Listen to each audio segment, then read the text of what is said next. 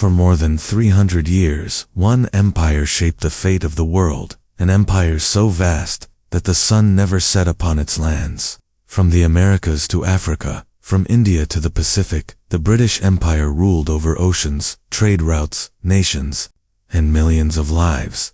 This was not control through conquest alone.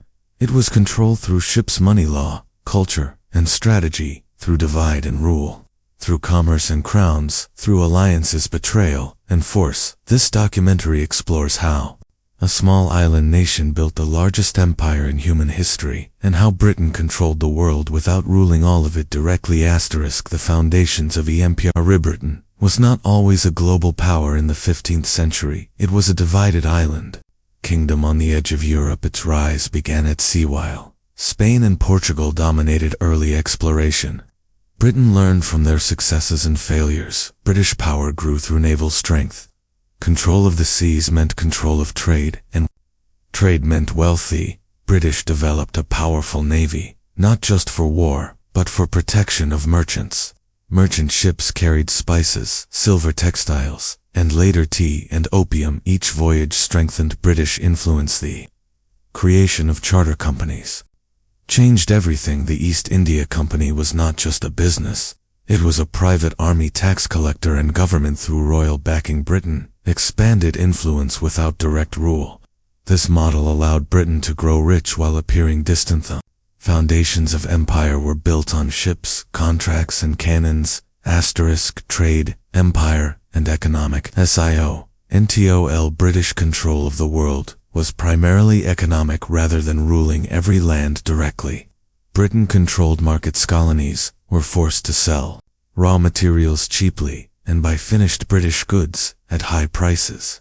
This created permanent dependency. India became the jewel of the empire. Its cotton, spices, and labor fueled British industry. Indian textiles were destroyed to protect British factories, supplied gold, diamonds, and human labor. The Atlantic slave trade enriched British ports, banks, and insurance companies. Britain controlled global finance through London banks. Shipping, insurers, and investors shaped economies worldwide. Independent nations depended on British trade routes and credit. Economic control replaced military occupation. By the 19th century, Britain did not need to conquer every country. The world economy itself served British interests. Divide and rule. Mastered indirect control. Instead of ruling united populations, it divided them. In India, Britain exploited religious and ethnic differences. Princes were supported then. Removed borders were drawn without regard for history. In the Middle East, artificial states were created. Local rulers were installed who depended on British support. In Africa, tribal rivalries were intensified. Colonial borders guaranteed future conflict, ensuring former colonies would remain unstable. Britain trained local armies to police their own people. This reduced British military costs. Legal systems, education, and language spread British values. English became the language of power. Control did not require constant violence. It required systems that maintained British influence long after flags were lowered.